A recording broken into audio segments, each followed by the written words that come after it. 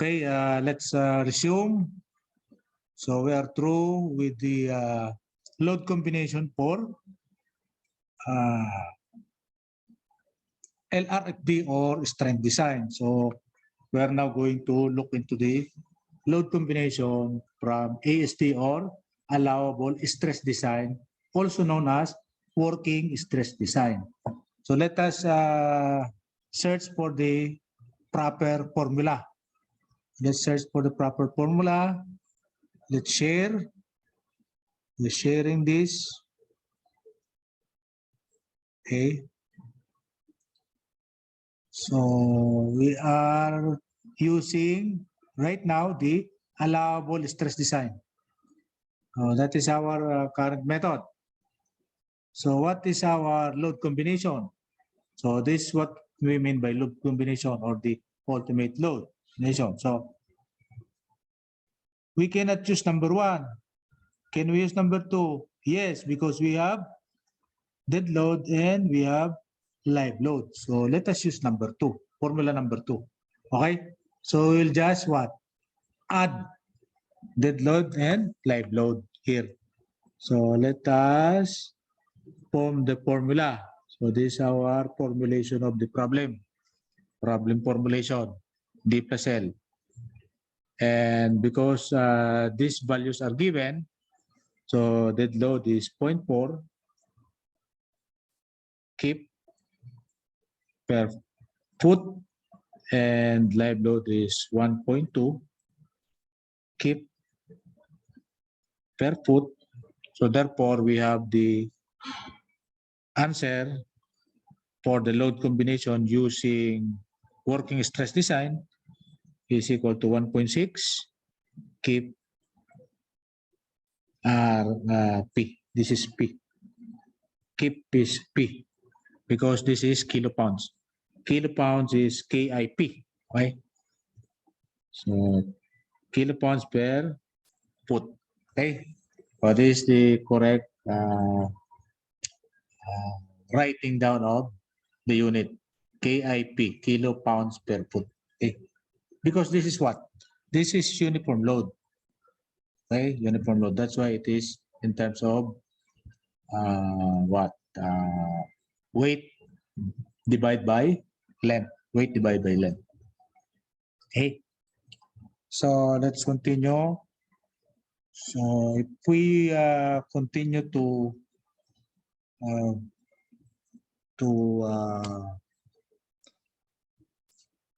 solve the problem for what?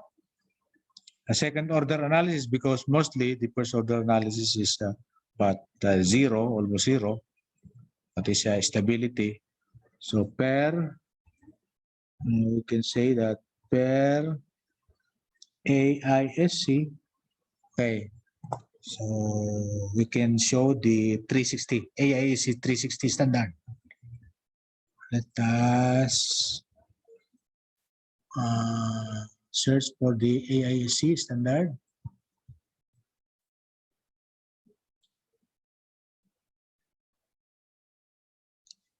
(360) AISC 360. Where is the AISC 360? Here, AISC 360. Here, I see.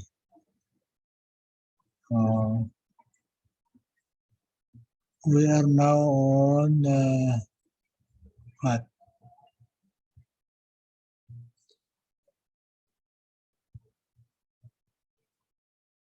Chapter C. So we're going to C. Chapter C. So here it is.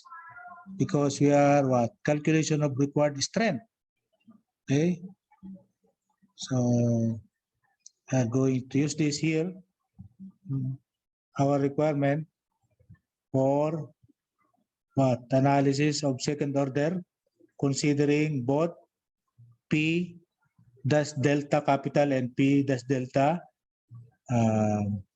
lowercase, no? Capital and lowercase letter effects. Okay.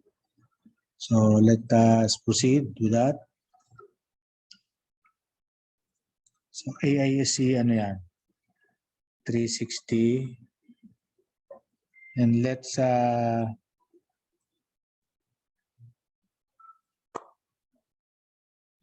C2 point general analysis. C2.1. Okay. So 0.1. So analysis of structure. So let us search. Consider the gravity and other applied loads that may influence. So we can consider that. So let us here, because we are using LRFD. For design by LRFD, the second order analysis shall be carried out under LRFD load combination. For design by AISD, the second order analysis shall be carried out under 1.6 times the AISD load combination. Okay, so take note of this, and the result shall be divided by 1.6 to obtain the required strength of components. Okay, so take note, LRFD, this is the strength design, AISD, this is the working stress design. Okay, so take note of that. So that is the provision. So that is C2.1 of what? That is the condition, letter D. Letter D condition. So we can even, this is page 82 of this, page 82. So that I can remember this, page 82 of this document, okay? AISC 360, that's 16, okay? Okay, so we will use that information.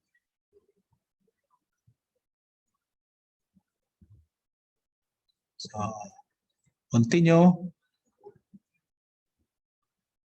Where are we now? So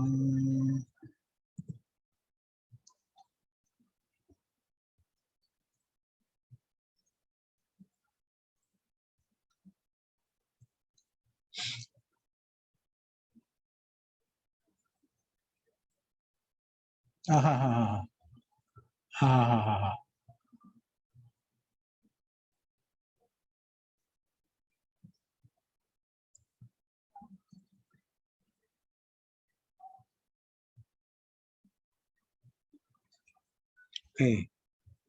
So frame,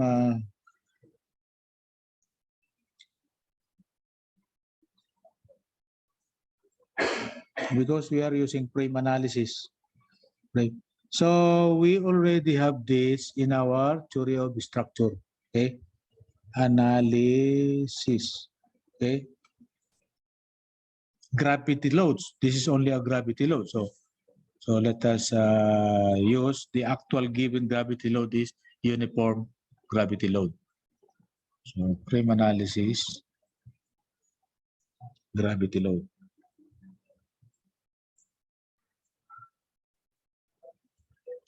Gravity loading. Gravity load. Okay. Okay, so therefore, frame by frame. So B to C component, we have, okay, so we have what? L, R, F, D. L, R, F, D, we have what?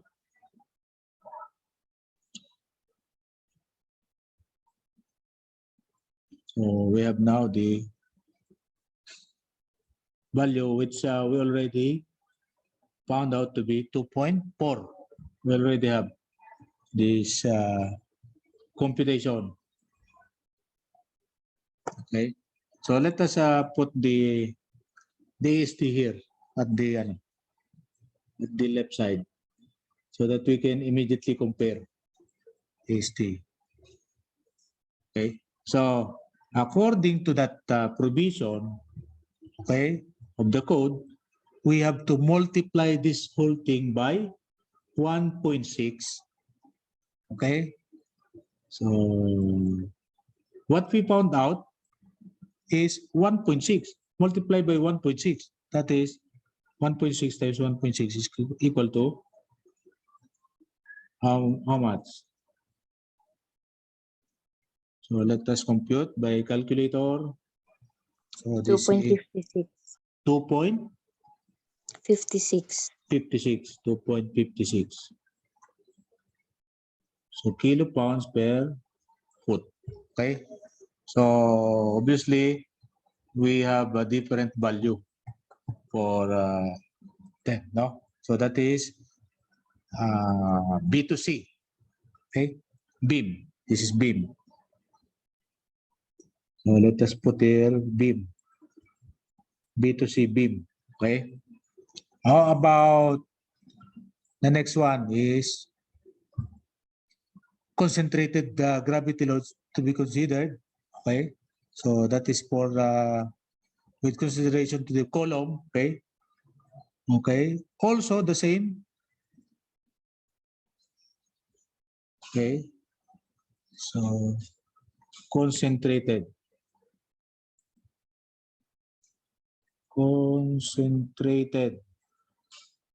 gravity load. Okay. In second order. Okay. Second order analysis. Okay. Second order analysis. Look, we do not have the first order. Okay. We already explained that. The second order analysis at where? Saan natin gagamitin? Where? B and C columns. But those columns contributed by adjacent beam. So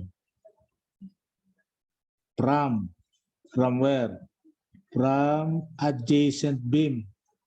Okay, we know that those adjacent beam will contribute. Okay. Okay, so again, we have what? So let us again start with LRFD.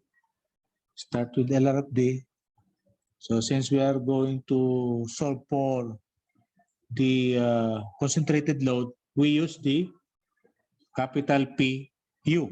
That is for concentrated load. So this is what?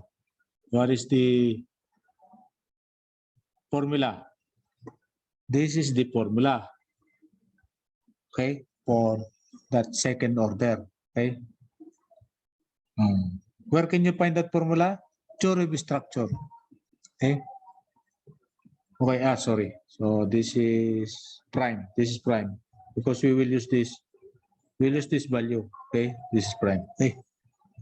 So therefore, we can solve. This is what? 2.4, 2.40. Okay, multiplied by length, which is how much? 30 feet. So we can what? Cancel out the feet. So we only have what? Kilopounds. Okay, divide by 2. So we can divide this by 2. And therefore, our answer is 3 times 36. Okay. So 3 times 2.4 divided by 2.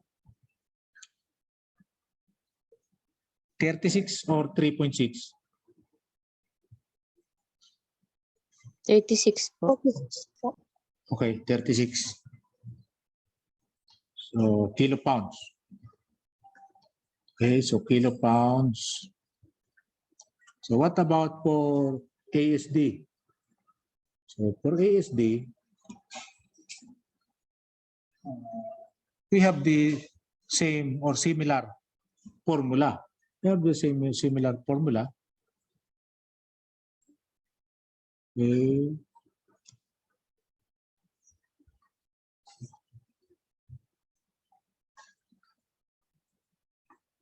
And substitute. So 2.56 kg per foot multiply by 30 feet divided by 2. So how much is this? 38.4 po. 38.4 or keeps. Okay. Okay, next, we already know this. Okay. So next, concentrated gravity loads on the other columns. The other columns meaning those who are not resisting the moment. Those who are not resisting the moment. So let us consider concentrated load for that. Concentrated load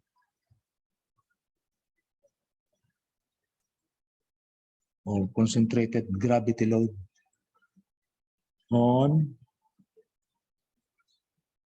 leaning columns.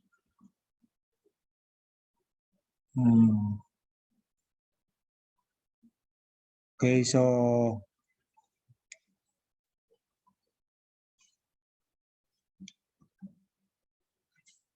let us start again with L, R, F, D. Okay. So now we'll have the palette formula. Okay. So, okay. So concentrated load. So we have the other two. So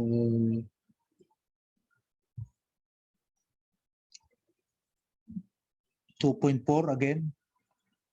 Okay. So 2.4 and multiply by the whole length.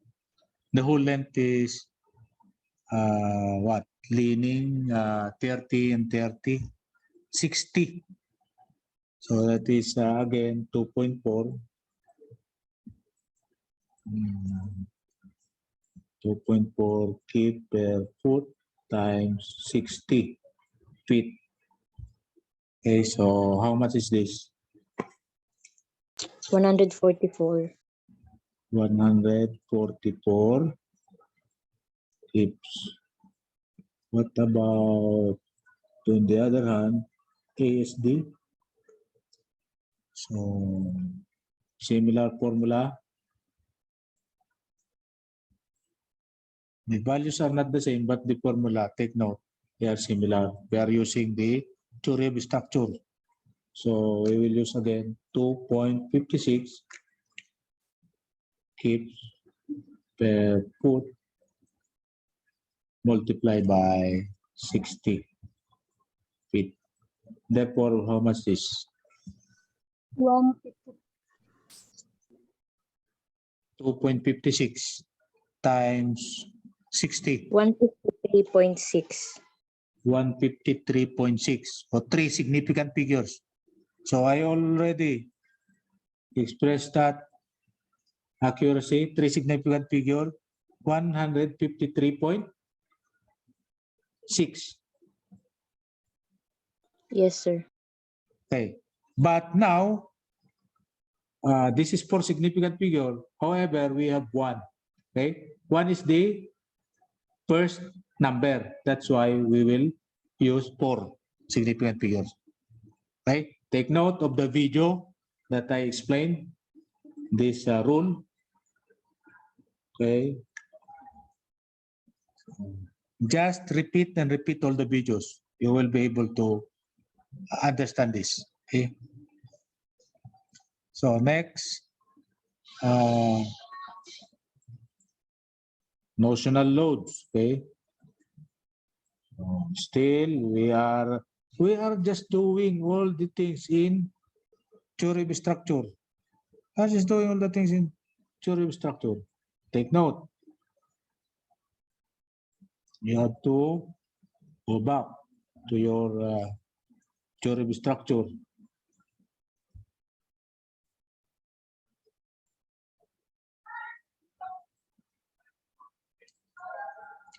Okay, so let's again go to the we are already sharing. So next, consideration of initial systems imperfection.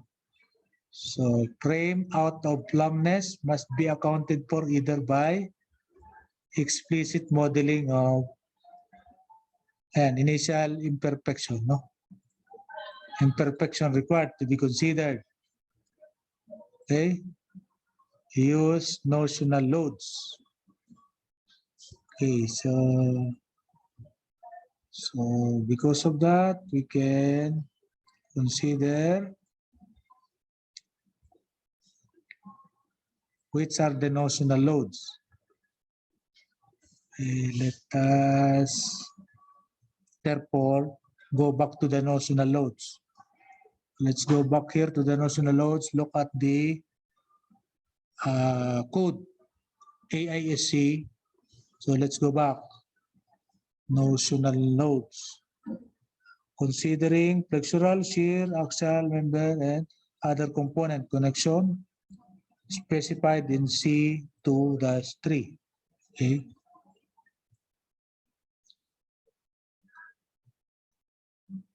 Then this one, analysis shall be second order. And then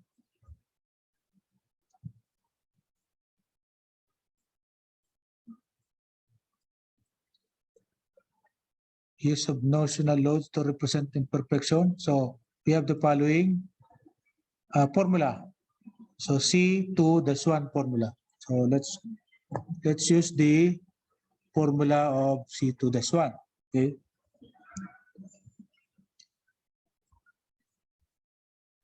So equation C2-1 for notional load. Okay, so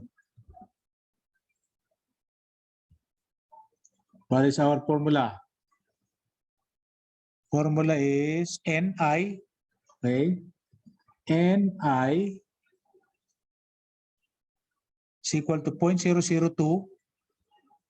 0.002 alpha and Yi. Yi is the gravity load.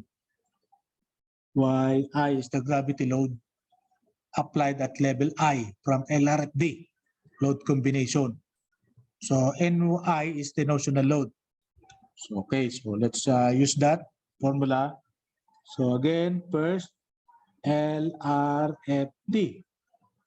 Okay, so what about the alpha here? So alpha, what is our alpha? So let's look for alpha. Look at the formula here. Alpha is 1.0 if you are using LRFD. Okay, and equal to 1.6 if you are using ASD. So we have 1.0. Okay. If we are going to use ASD, we are going to use 1.6. Okay. What about the Y? Yi, gravity load. So let's go to the gravity load. So Yi is equal to what? How much is the 30, 30, 30, 30. There are four base. Right? Four sets. 4 sets of 30, 30, 30, 30. So 4 times 30, this is, we have what? 120. Okay, is that 120? 120. 4 times 30 is 120 feet. Okay, and then the what? The total or the uniform load. What is our uniform load? Of course, the same, 2.4. 2.40 kip per foot. Okay, so we have now our what? How much is this? 2.4 times 120.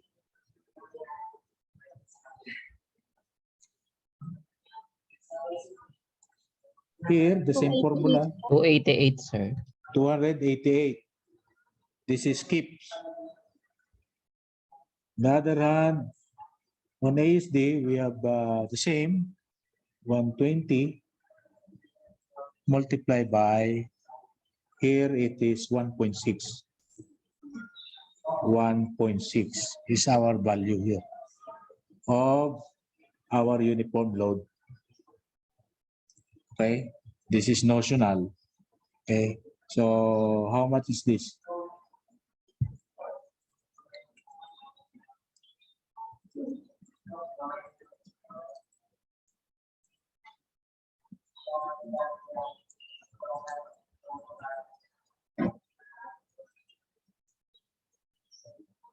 Please compute 120 times 1.6.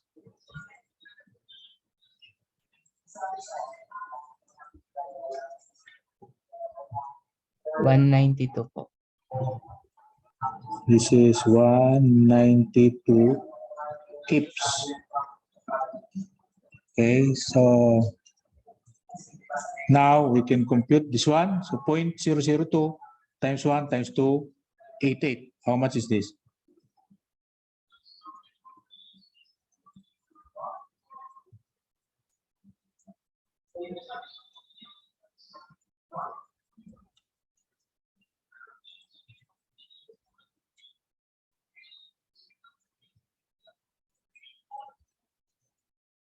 So please multiply. 0.576 po. Point 0.576. 76 kips. On the other hand, how much is this? 0.002 times 1.6 times 192. This is point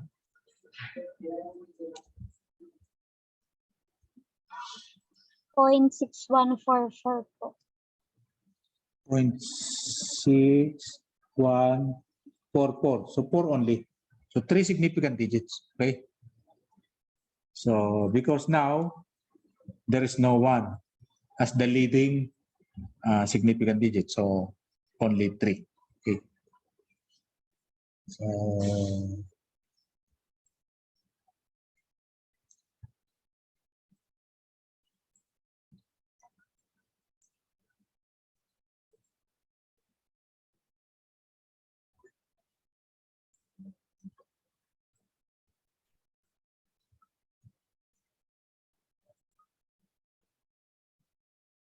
hi.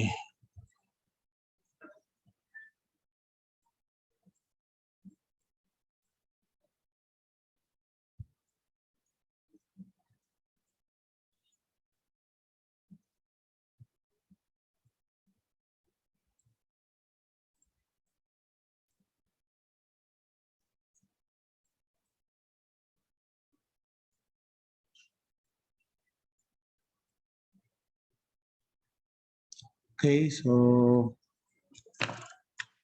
we can what? We can summarize our result. Summarizing our result.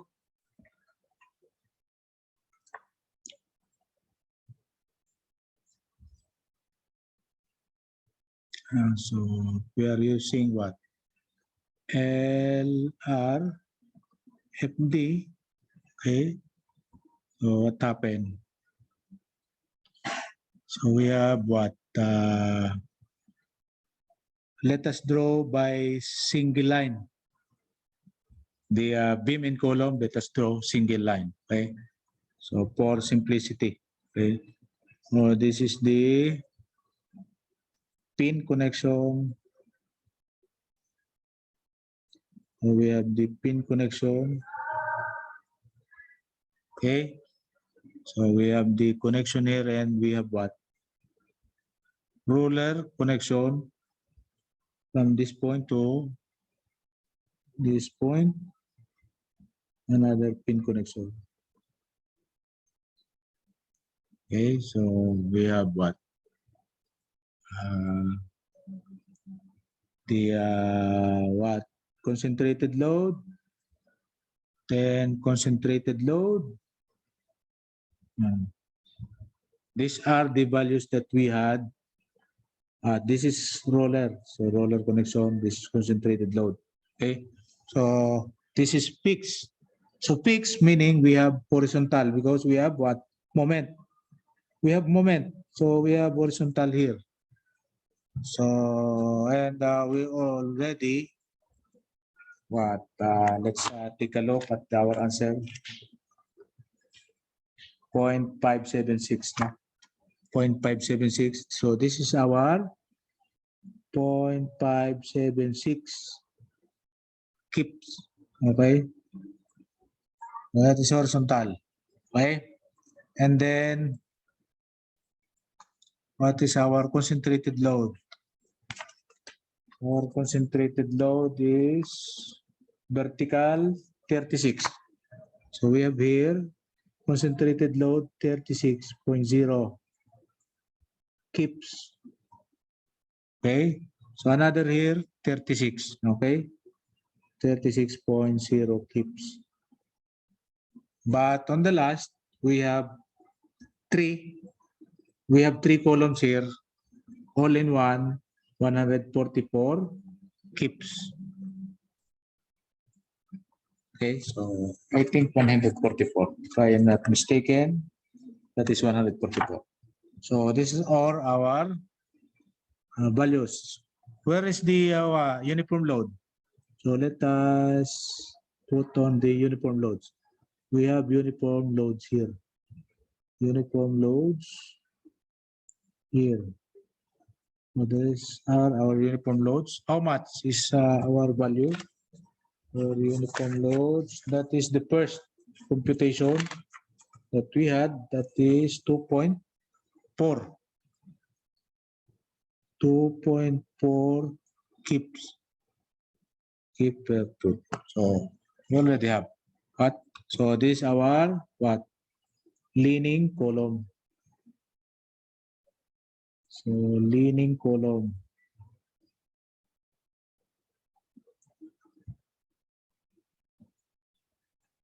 Okay. So this is for LRFD. Okay. So first order result. If we will what? Express this into what? Into force diagram. So we have this one. Take note of the direction. We have this one. That one. Take note of the direction. We have going up and we have this one. Okay.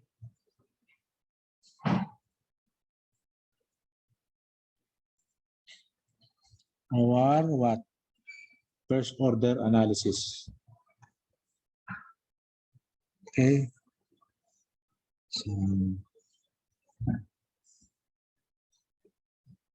this is for LRT.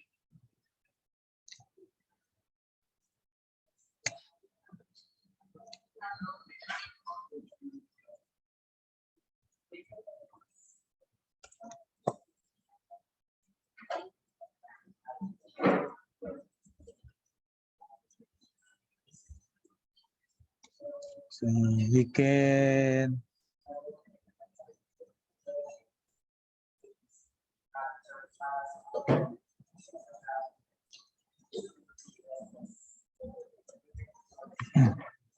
utilize our analysis using 80% of nominal stiffness to account for the effects of inelastic. Okay, so we have in our code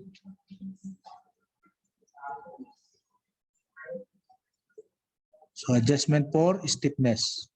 Okay, so this is our stiffness.